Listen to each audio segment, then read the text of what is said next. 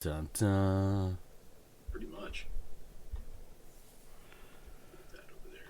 Yeah, move that over there. Finish reading this. Finish reading that. Mm-hmm.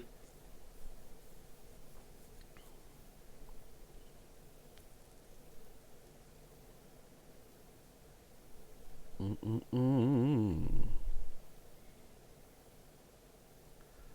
What?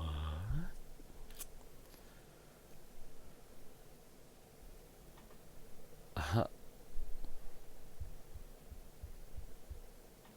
Yep. Mm-hmm. Yep. Mm-hmm. Just what I thought. Just what I thought. It's a good thought, sir. Right? That's what I thought. Yep. And you were right to think it, sir. I know. Right to think it.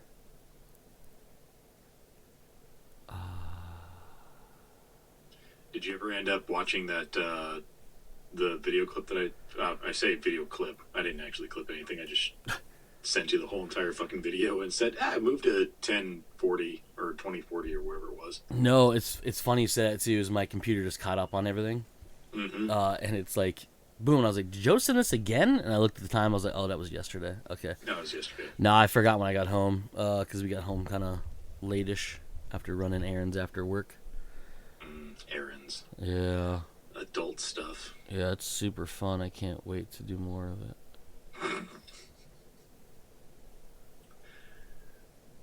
What was the impromptu tattoo thing?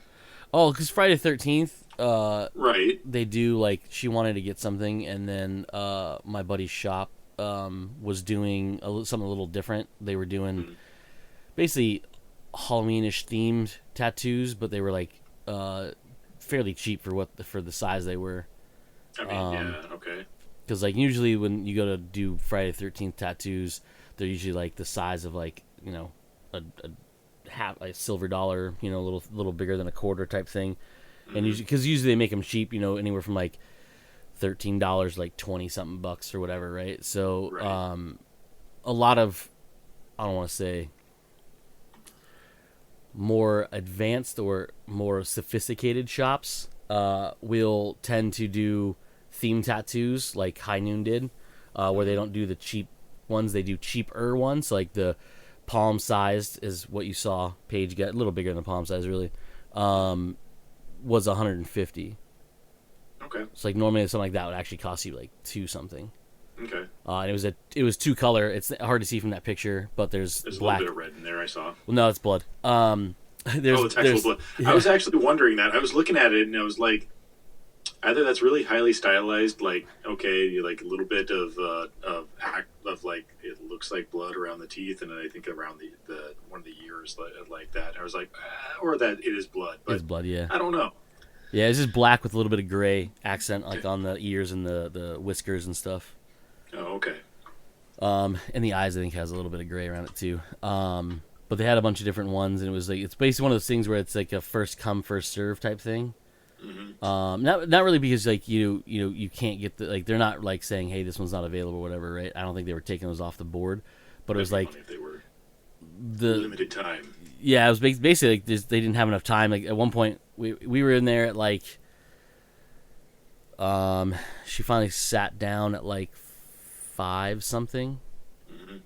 She'd been there since noon. Not there. She went and signed up at noon and then went around and looked at went to shops and stuff around there. And they were pretty packed. But when we were in there, the guy was kind of like running everything. He was coming by and he's like, hey, like if we don't cut it off now, like we'll have people past 9.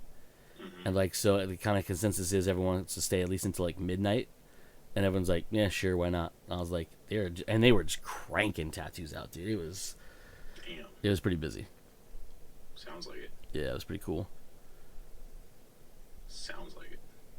Pretty All right. pretty cool. Yeah. So she wanted to get like a bat tattoo for a while. So it just kind of worked out that it was a bat one. And she's like, oh, Nice. he's super cute. And I was like, he is very cute.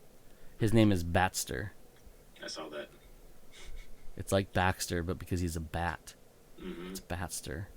Batster. You didn't get any tattoos? No, I definitely got there way too late. Plus, I don't have a whole lot of room to put anything on without going into sensitive areas. I'm not getting tattooed. Mm-hmm. Fair enough. Fair enough. Plus, we had to wait for like another 4 hours for me to get in. So, good lord. Yeah, it was. Hey, good for them though. Yeah. Business. Yeah. Especially if they're still making $150 for a tattoo. Yep. Yeah, it was pretty. It was pretty ridiculous, but it's a fun time. It sounds like it. Then we went and ate ramen because we were Over close. We were close to the Sosoba, so because the shop's off of 16th Street. Okay. So it was literally just shoot down and then over, and then we were there. So pretty nice. I had ramen yesterday too. Yeah. Yeah. From your house. Instant ramen. Yeah.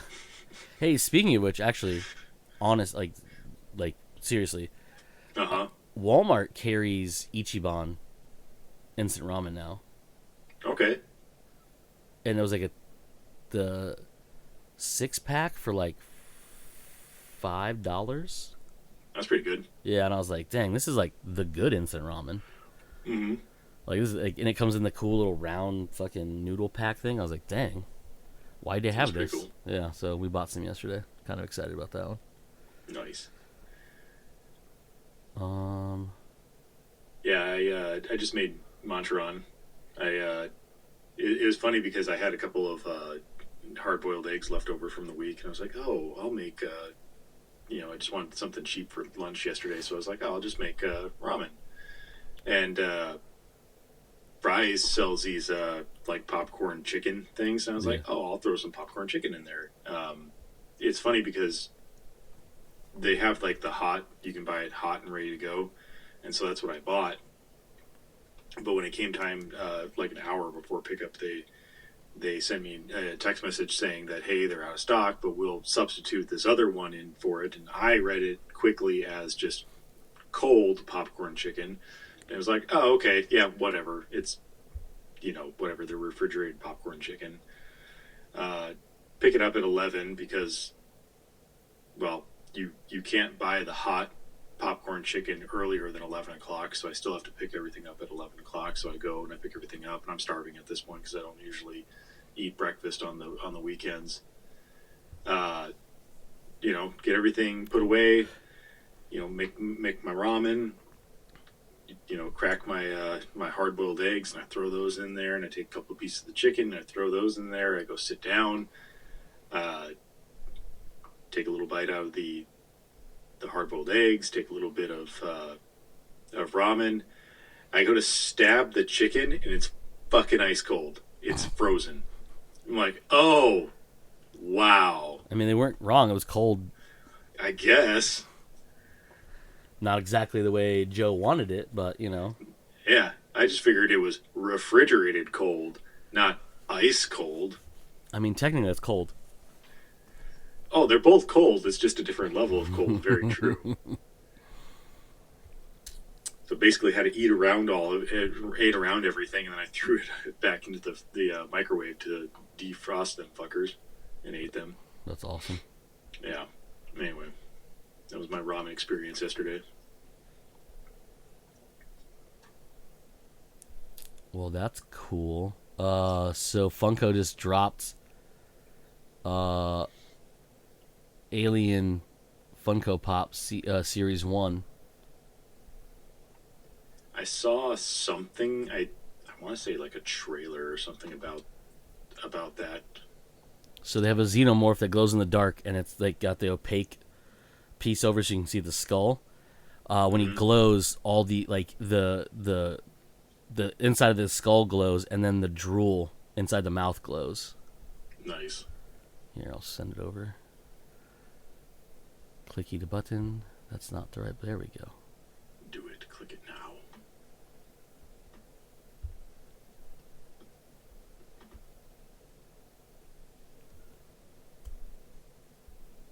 There you go. There it goes. Oh, that's a bigger one too. Yeah, and then they have a spacesuit. So it's basically got dude in the spacesuit looking inside the egg. Then it's got Ash all like jacked up and his head's all off and shit. They have Ripley with the flamethrower and the cat's name spacing on it currently. Jinx. What is the name of the cat? It will come to me because Jonesy, that's what it is. Yeah, I was like, it's something. It's someone's name. Mm-hmm. And then you have Funko Freddy, or Freddy Funko, I mean, with the chest burster coming out of him. Nice. And then they have the pilot engineer, which is a pretty gnarly one. It's a big one too. So that's pretty rad. And they say this is Series 1.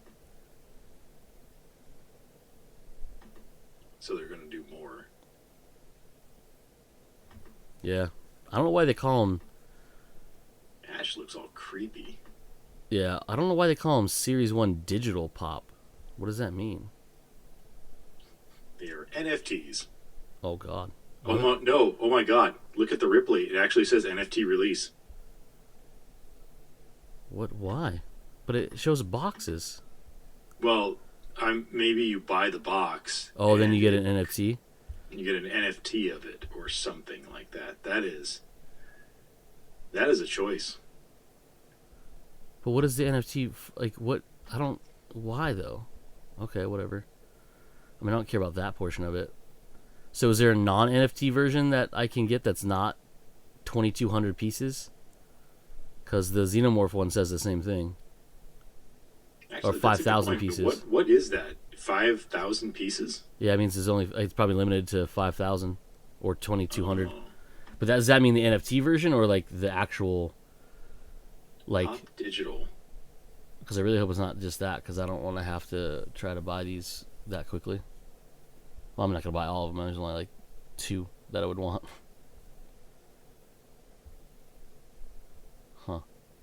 Huh. Alien Funko Series 1 Digital Pop Drop can be purchased on the Drop PPIO platform. PP. Maybe these are only digital.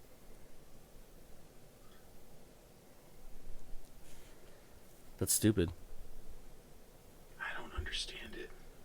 What happens when I click on this link? Learn more.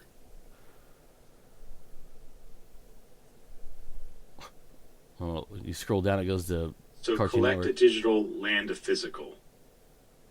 Collect digital pop and progress towards landing physical collectibles designed exclusively for this drop. Open packs collect digital pop. Similar to traditional trading cards, opening a pack will reveal randomized digital pop with various rarities, some more limited than others. Collecting digitally is only the beginning. Certain rarities denoted by a diamond make you eligible to receive exclusive Funko Pop vinyl figures. Dive in below to learn more about all the possible ways to land a physical.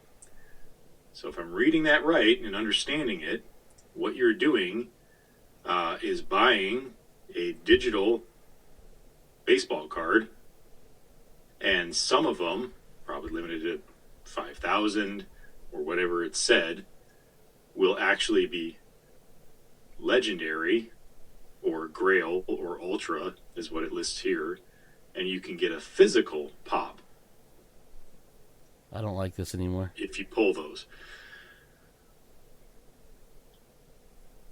This is stupid. So yeah, all the ones you listed, the Space Jockey is listed as Grail, so I'm guessing that's super limited.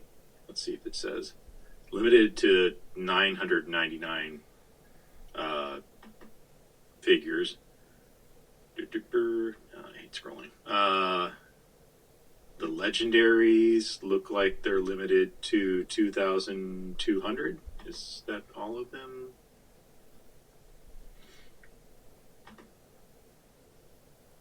Yeah, are 2,200. And those are the Ash, the Ripley, and the Space Duke with Egg. The Ultra is limited to 5,000, and that's the xenomorph metallic glowy thing. And then the final one is royalty, and that is what's his name? Funko Freddy, limited to 2,400. So yeah, that's what it looks like. You'll be buying just digital packs of cards. No. Which it says a standard pack, which is even better because it says standard pack is $10, but there are only 18,000 packs available. They each come with five items, it says. And there's a premium pack that's $30. There's only 24,000 available, but looks like it comes with 17 items. So get 15 digital pop for the same price of 3 standard packs plus 2 extra digital pop for only 1 cent each. That's the premium pack.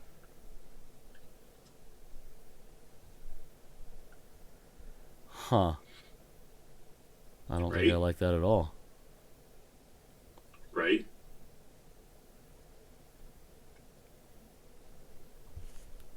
Yeah, I'm not a fan of that. I thought it was the other way around. You buy one of the physical ones, and you get an NFT thingy to do whatever you do with NFTs, other than just realize that you wasted money and time. Mm-hmm. Huh. Okay. So it looks like September 24th is when when you can open packs and collect digital pop. January 22nd of next year is when redemption is open. February 21st, redemption is closed, and then quarter 2 of 2025 is when they expect to ship the physical collectibles. So it looks like if you somehow miss out, buy packs and forget about it, you may miss out on even collecting anything. I might just miss out then. I mean, yeah. I was going to anyways, now that I found out that it's the opposite of what I really thought it was going to be. Yeah.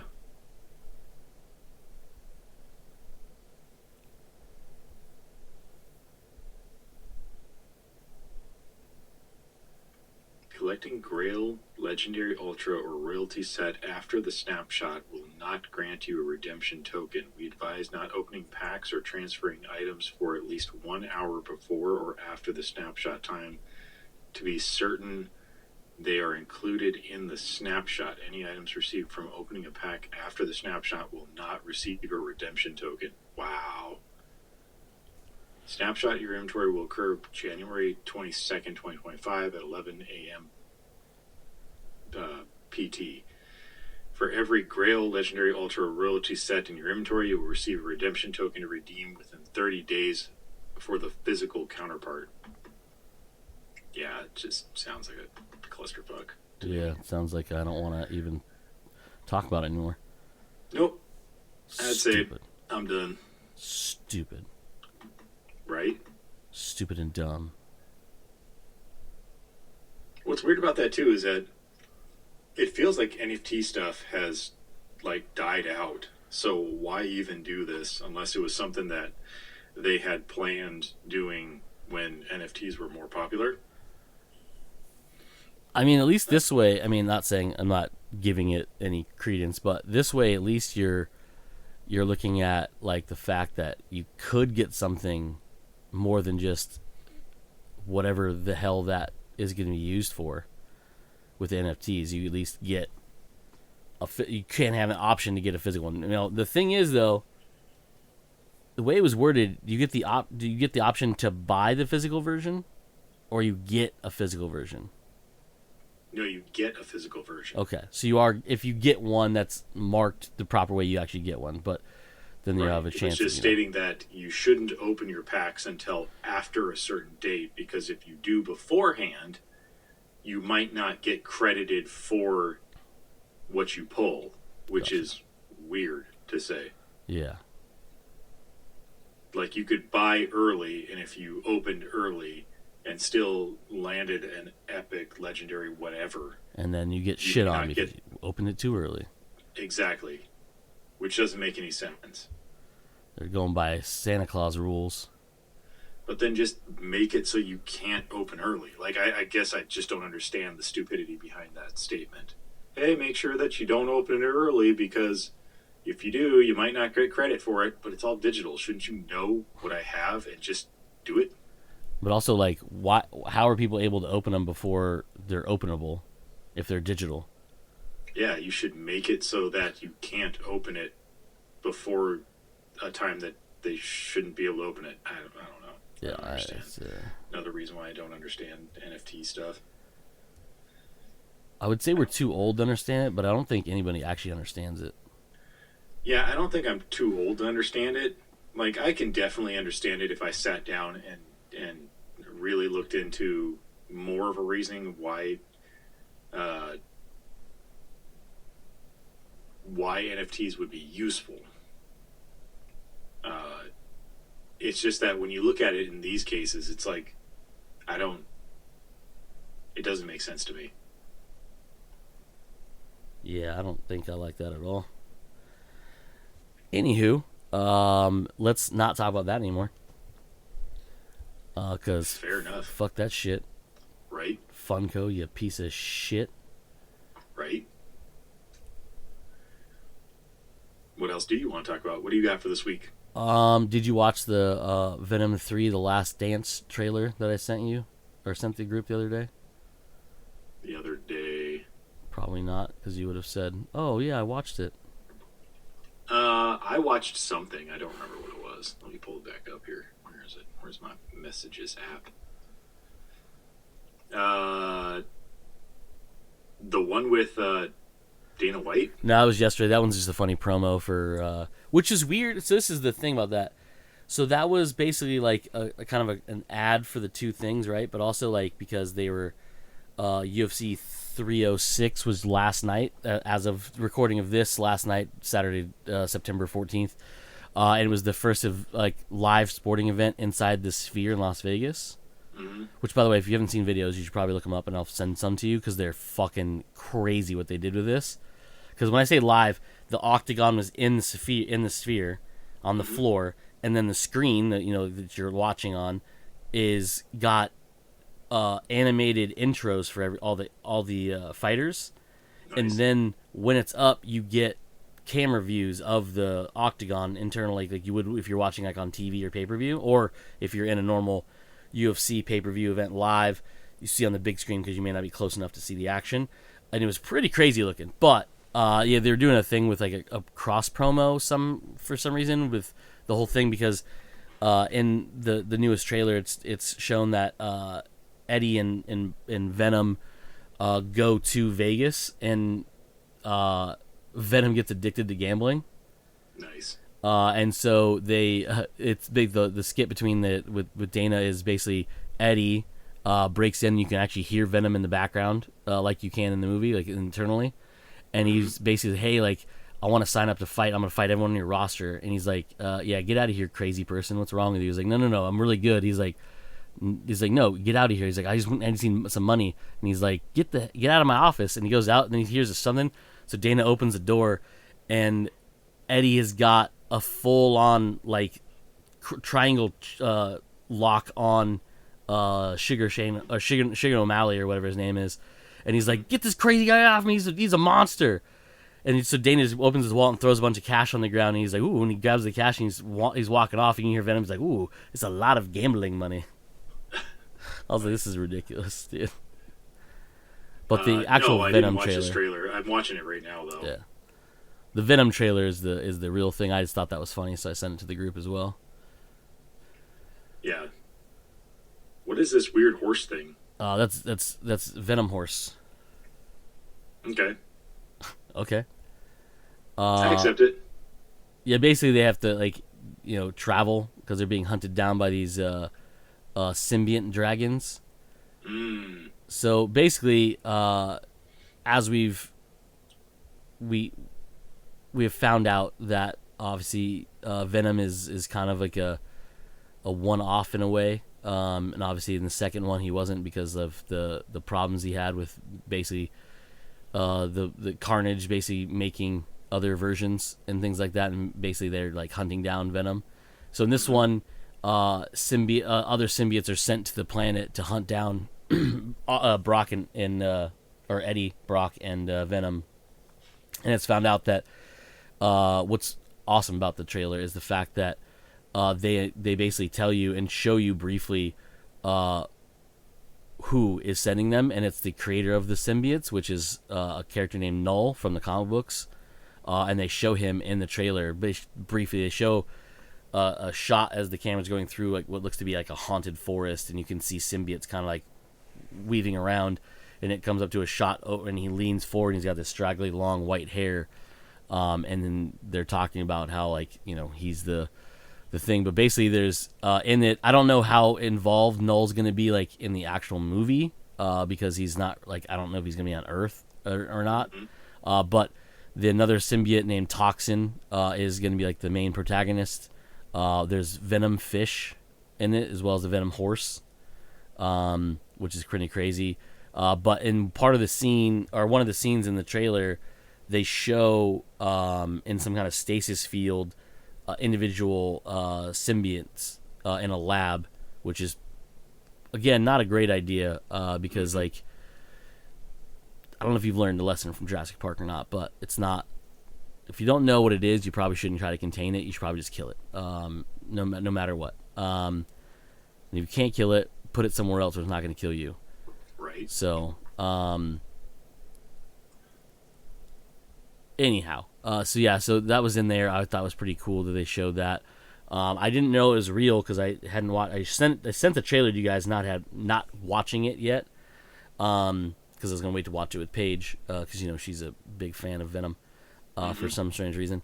But so I was like, and then I was like, happening to be on a lull at work, and I was scrolling that morning, and I was scrolling through on Twitter, and Ryan Stegman was like, "Hey, that's kind of cool that they're putting Null in the movie, but we should probably get paid for that." And I was like, "Wait, he's in what movie?" And then it dawned on me, "Wait, hold on,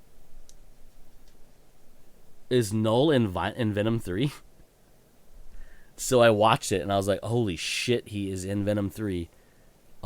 It's rumored that Norman Reedus plays him. Oh. And people are thinking he's not really in this movie that much, and they're setting up for a kind of like a Thanos type like villain, where like after a few of these Spider-Verse movies, which really there've only been like one good set of them, which is the Venom movies. But there's another interesting thing that no one's really pulling up or talking about that I've seen online at all, and that's a character who might be reprising his role from another Spider-Man movie. Okay. So if you watch the trailer, there's a part where Eddie and most likely Venom are riding in a van, and there's a guy with a guitar, and that guy is the Lizard from Andrew Garfield's Spider-Man movies. Oh. That's the actor who plays the Doc Connors. Mm-hmm. And I was like, wait, hold on. So is that confirmed that Andrew Garfield's Spider-Man is Venom's Spider-Man? Would be interesting. Because, like, obviously, like, there was a joke made about Morbius and Venom being in the same universe. Mm-hmm. And obviously, like, the link between Tom Holland's and the Morbius world / Venom universe was because of the whole, multiverse thing, and, like, Vulture was pushed over into Morbius's world, unfortunately. And then Brock and Venom were pulled into Spider-Man's world, but that's only, and people are like, oh, but why if he's never seen a Spider-Man? We don't know. Venom's never seen a Spider-Man, right? But we don't know about Eddie. And then so people were like, oh, why was he brought across? But that would lead credence to the fact that he's obviously not the Brock from Tobey Maguire's universe. Right. He's going to be the Brock from another one, and the only other one is Andrew Garfield's. Andrew Garfield. So having what's his name? Not Reese Darby. It's the guy who played Connors. I can look it up. Yeah, I don't know. What's his name? It's something English. It's Iris something or other. Or I can't remember his name. Hold on. Amazing Spider-Man. Actually, I wonder if they updated it. Hold on. Let's look at Venom real quick and see if they updated the cast list. Why do I want to type Venom incorrectly every single time? I have no idea. I want to type it VEM for some reason. Venom. Yeah, I'm like, that's not how you spell this. Ever. Yeah, so it's not listed. He's not listed as a character yet. I'm watching the trailer again just to see. Well, in this, he's like I say, Reese Ivins. He's listed as Martin. So he basically is laying down, looks like he's playing guitar, has like a scraggly beard, looks like a hippie. I haven't gotten to the part yet. Yeah, basically on Wikipedia is listed as Martin, but it's just interesting that he's listed at there. all, you know. Mm-hmm. There's Venom Horse. Yeah, Venom Horse. So, anyways, Dr. Kirk Connors, the Lizard, appeared in Amazing Spider-Man, and then obviously in No Way Home, because he was Andrew Garfield's villain that they brought across, right? Mm-hmm. So it's like, what are the odds that he's also in Venom, and as Martin? He's also very disheveled looking, so like he has been wandering for a while. Yeah, so I'm like, it does maybe play into the fact that he's trying to just live off the grid. Yeah, and be away from turning into a crazy monster lizard human hybrid thingy. Yeah. And I was like, oh, and he definitely has both arms because he's playing guitar. Right. So it's like, oh, uh-oh. But I was like, that's interesting. Because in the Morbius movie, and I don't remember if it was in the movie or just in the trailers, there's that scene, we talked about it before when we talked about the trailer, where Morbius is kind of walking down the street and you see posters of Spider-Man, mm-hmm. and it has the words murderer scribbled across that. Yeah. And obviously the last movie we saw with Andrew Garfield's before No Way Home was the death of Gwen Stacy, and he obviously, he could be blamed for that murder by some people, her dad. Mm-hmm. So it's interesting that that's a thing, but that could be making the most current Sony Spider-Man movie, which is Andrew Garfield's standalone, not MCU based, be the center point for the Sony Spider-Verse movies. Yeah. And make Null the kind of the big bad for that, because it's obviously Morbius aside, which thank God we can just push that to one side. Kraven the Hunter, obviously a very Spider-Man centric character. Even though they're kind of going more of the anti-hero with this new movie, or at least not as bad as all the other bad guy. You can't say he's a good guy, whatever. But and then obviously the Venom movie. So it's gonna be interesting to see how what they do, and hopefully, obviously, we can leave fucking Madam Web out of it too, because everyone else has. Oh yeah, I forgot about that movie. Yeah, a lot of people tried. It is on one of the streaming services now if you want to watch it. I haven't had the fucking mental fortitude to even try to watch that movie. Yeah. And then after watching the Corridor Crew show some of it, I was like, man, even this doesn't even make any fucking sense, dude. I don't know what's happening in this movie. I don't think they know what's happening in this movie. Right? Yikes. Yeah.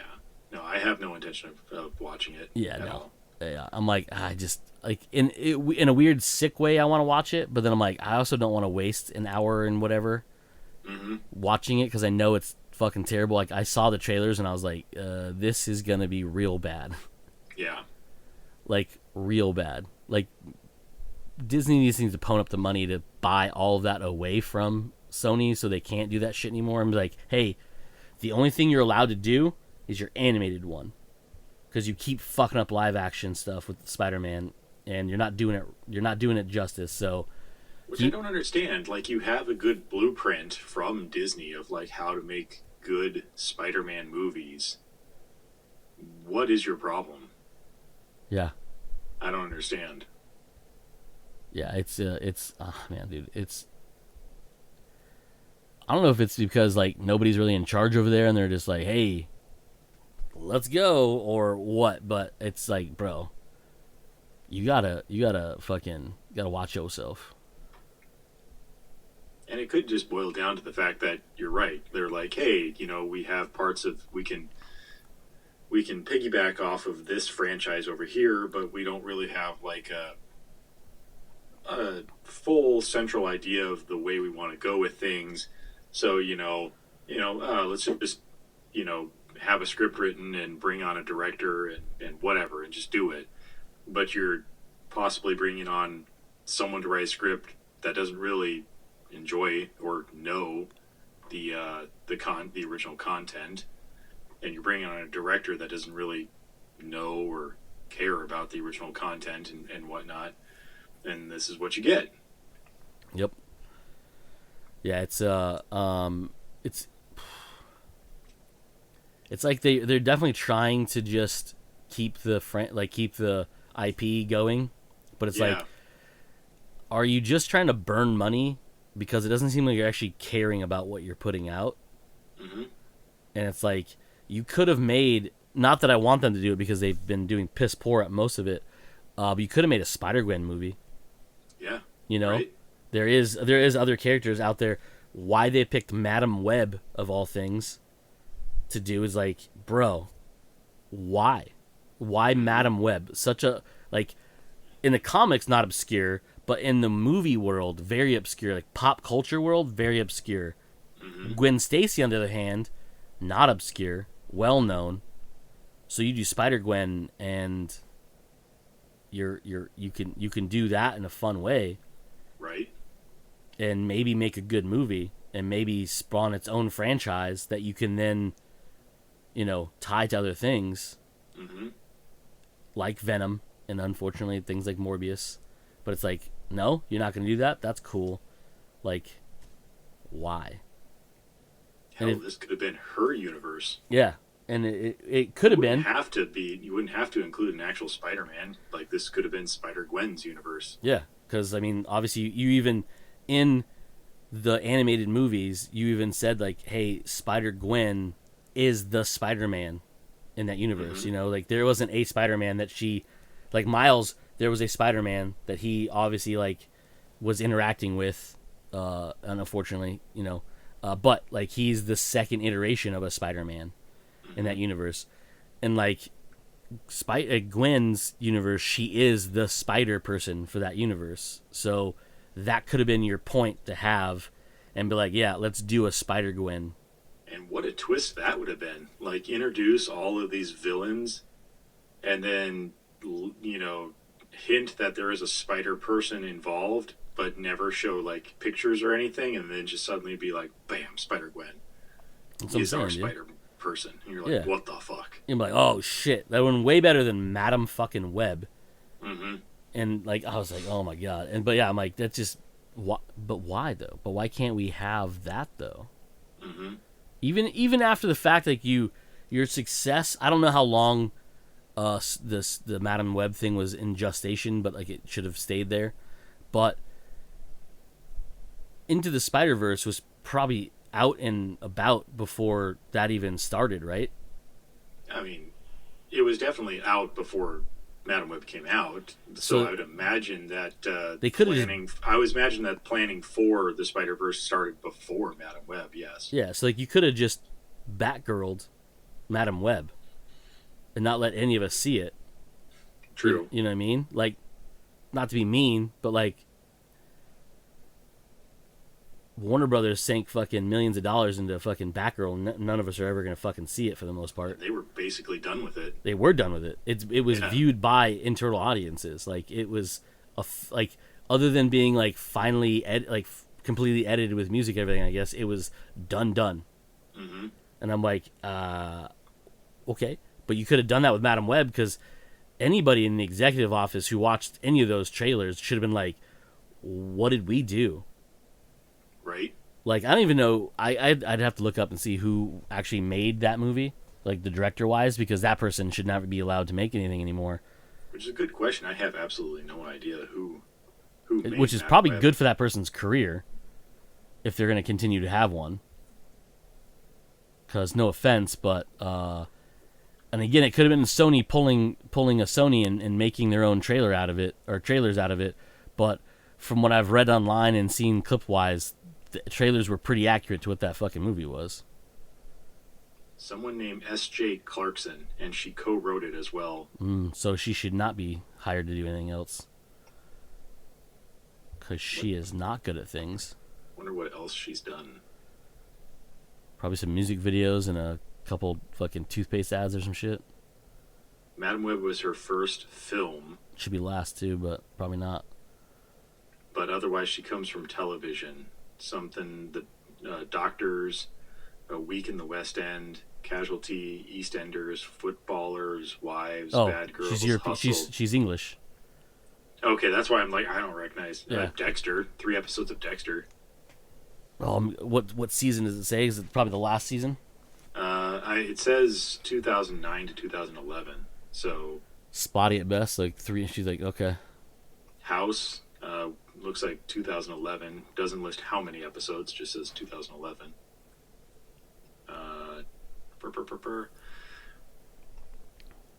Jessica Jones, 2015. She directed and executive produced 2 episodes. Oh, it does list actually right here. Okay, so House was 1 episode. Dexter was 3 episodes, yeah. Jessica Jones was 2 episodes. The Defenders, 2 episodes. She executive produced and directed those. Collateral miniseries. She did the miniseries, it looks like. Okay. Directed and executive produced. Succession, directed, looks like 1 episode. And I don't know the last 2, which were Made for Love and Anatomy of a Scandal. So she does have some recognizable stuff within her directorial television side. Okay. Well, she should probably go back to that, maybe. I mean, maybe give her another shot. I can't say Madam Web's all her fault. Give her another shot, because half the other thing is like, yeah, she co-wrote some of it, but there are 2 other people listed as writing team. Matt that could be a problem. Sazama and Burke Sharpless. Sharpless is definitely an accurate point to that. But again, I haven't seen it. All I know is it doesn't look good.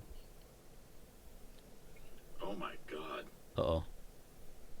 So Matt Sazama and Burke Sharpless, when you click on them in Wikipedia, it's a single link. So they do stuff together, it looks like. Yep, that's what it usually sounds like, yeah. Now, according to this, the duo wrote the reboot of Lost in Space, which is awesome. But, well, here's the filmography that is listed on Wikipedia. Dracula Untold, Okay. The Last Witch Hunter, Okay. Gods of Egypt, Power Rangers 2017, Morbius, and Madam Web. That does actually scream problems. Because many of the things should have been better than they were. I'm on record as saying I like Dracula Untold. I know it's not a great movie, and I know a lot of people hated it. And The Last Witch Hunter is the Vin Diesel movie, but yeah, there's a lot there that should have been good and just wasn't. Yeah. So I mean, that does scream, hey, we've come up to bat quite a bit, and we've struck out a lot. Now, Last Witch Hunter, I will argue, is a really cool movie, and it should have been much bigger, but people shit on Vin Diesel all the time for no reason.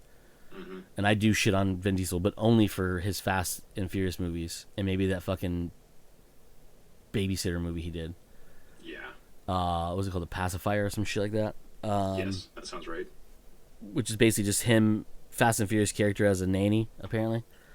I mean, I will even say, like, the Triple X movie is an alright fun time. Just know that's not very good. It's a very 90s feeling action movie. That's the thing I get out of it. Yeah. Yeah. But when you look at, like, on paper, the people that were in The Last Witch Hunter, that movie should have been fucking massive. Mm-hmm. I mean, holy shit. And it was awesome, don't get me wrong. And it could have spawned a franchise, really. Yeah, oh yeah, definitely. I mean, they were setting it up for multiples, for sure. But when you look at, like, the newer Power Rangers movie, lackluster at best. Obviously, like, a lot of visual issues, but also just not great storytelling. Mm-hmm. And probably a lot of that has to probably do with editing too, because there's some pretty fucking terrible edits in that movie. And visual, holy shit! Don't even get me started on that. But then, like, you have what was the name you said? Gods of Egypt. Gods of Egypt. That movie's fucking terrible. Which is funny because I thought this was the Ridley Scott movie, and it's not. No, they're very, very similar. But Gods of Egypt is a fucking terrible movie. Like, I sat through that thing and I was like, I think I'd rather watch Scorpion King. Which is weird because you look at the names again, like, on paper. Nicola like, Coster-Waldau, come on. And that was in the heights. Gerard Butler, that's what I was trying to find there. Like, Jeffrey Rush, like, holy crap, there's a shit ton of, like, actual talent in this. Yeah, dude, movie. I'm telling you. And then you watch, you're like, oh. Like, do you remember The Immortals, that movie with Henry Cavill before Superman? No. It was basically made in the style of 300. Oh, vaguely, yeah. That is a good movie, right? It has its problems, but whatever, it's a good movie. I'd even say the newer Clash of the Titans was a good movie. Not so much The Wrath of the Titans. That movie was... don't rush sequels. But then I watched Gods of Egypt, and it wasn't even I watched it in theaters. I watched it when it was on TV, like on like HBO or some shit like that, or whatever it was on, or probably Cinemax, to tell you the truth, or Stars, because Stars used to put some fucking dumpster fires on there. And I was like, all right, I'll check this out, because it does have Chadwick Boseman, it has Nicola in it, it has Gerard. I mean, it got a lot of good people in it, right? Yeah, no, it was just so bad, dude. Like, because it was like, that was, like, Nicola was like height of Game of Thrones fame at that point. Like, that dude could have been, like, I don't even know why that dude wasn't in more things other than people just didn't like him, I guess. I don't know. Or they're like, hey, he fucks his sister and throws kids out windows. Like, that's not real, and not in real life, as far as we know. You're right, don't typecast him. Yeah, like, come on. You know, unless you have movies that have a guy who fucks his sister and throws kids out windows, and I guess he might be good at it. I guess. But, I mean, there's a redemption story. I mean, he did turn his life around. Right. I mean, he lost a hand, but, you know, ipso facto. But it's like, you look at that again, just like the Last Witch Hunter, you look like on paper, you're like, holy shit, this cast is pretty deep and like pretty awesome. Like Vin Diesel, Michael Caine, fucking Elijah Wood. Like, there's a lot of like recognizable people in the movie. Gods of Egypt, you're like, oh shit, like the people you just listed, right? All those, you're like, oh dang, okay. Then you watch the trailer, you're like, but what's happening here? Right. What does this have to do with Gods of Egypt? Who are these people? Like, what's happening right now? And Chadwick Boseman wasn't even like, at that point, he was like, for the most part, a nobody, because Black Panther hadn't come out yet. Mm-hmm. And neither had Civil War. Like, he was still like, I think this was after 42. Actually, this might have been before 42 came out. But like, he didn't even play like a major role in it. He was a side character. But it's like, bro, dude, I watched it, I was like, all right, something's got to be redeemable about this, right? Because why did all these people want to do this movie? And you watch, you're like, oh, for a paycheck. Yeah. Because, what was the Ridley Scott one called? That's what I thought. It was the Gods of Egypt, but no, it is something. It's a single title name. Because it has Christian Bale in it. Yep. See if I can find it before you can remember it. My brain Give Exodus, Exodus, Gods and Kings. Yeah, that's what it was. I was like, I know it's that because I was like, it's not Euphoria. That's that fucking teen sex show on HBO. Yeah, Exodus, Gods and whatever. And that one's a decent movie, but it's definitely it's a fucking Ridley Scott movie. It's fucking bizarre and weird. But it's like, okay, whatever, right? Gods of Egypt, dude. It was just, dude, what a fucking shit show of a fucking movie. And there's someone out there who probably likes it. I don't know why that person does or what's wrong with that person, but enjoy it, but it's not good. They're free to like it, whatever. Yeah. Like, I like some pretty shitty movies, don't get me wrong, but not that kind of shitty. Right.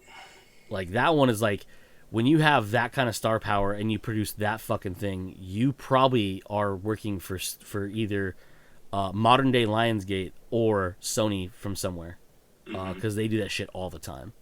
Right.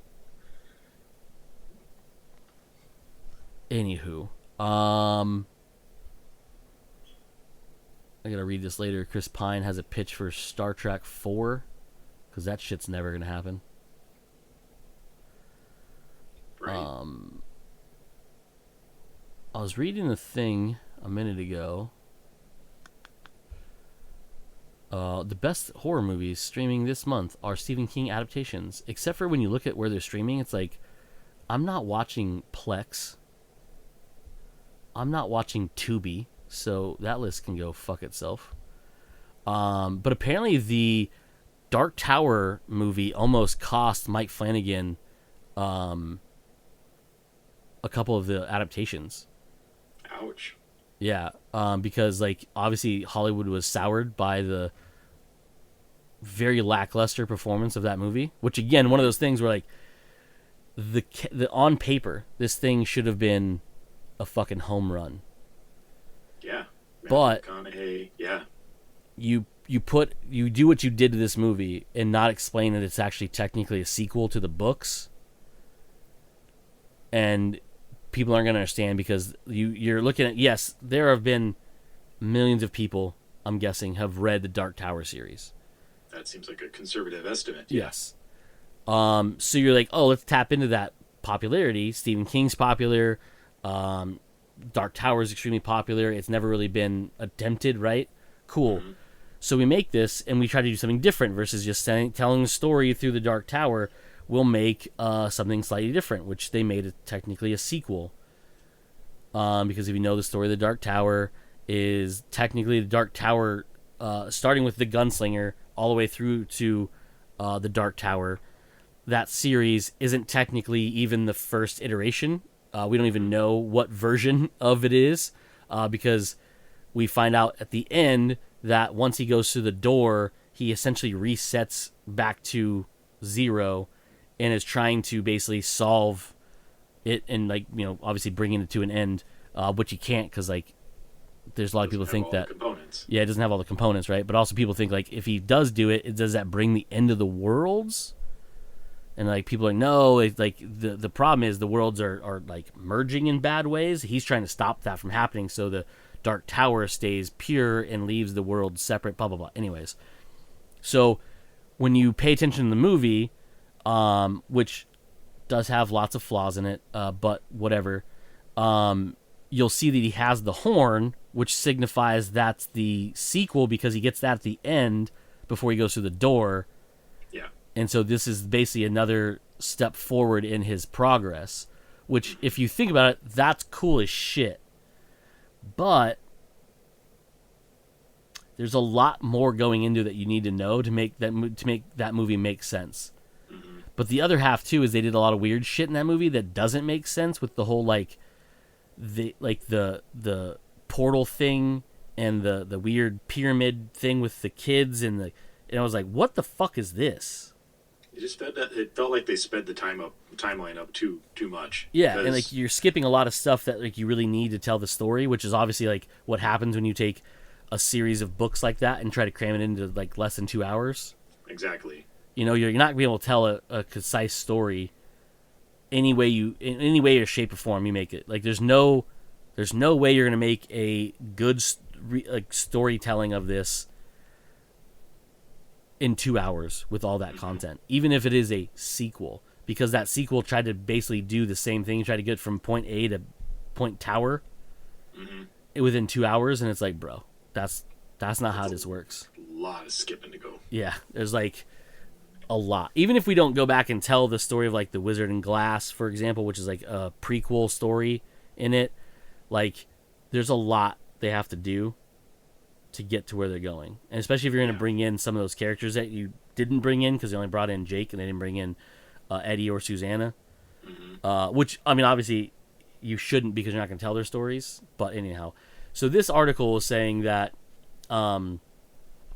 Mike Flanagan is not just one of our modern horror masters, but he's proved to be one of the best, very best there at adapting Stephen King work for the screen, which, by the way, he has done an amazing job.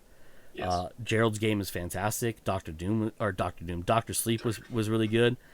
He has another one coming up called The Life of Chuck, which just debuted at the Toronto Film Festival, TIFF, I think. Toronto International Film Festival. I think it was at TIFF. I'd have to look up and see if it is or not. But this was saying that basically King's Dark Tower series is a magnum opus, and he's basically, he has a gestating version of it coming through Amazon. But basically, this is saying that the two least adaptable King novels were brought to life in a brilliant fashion, talking about Gerald's Game and Doctor Sleep. Flanagan is back with another movie in the form of The Life of Chuck. Basically, this article is saying that, like, basically after the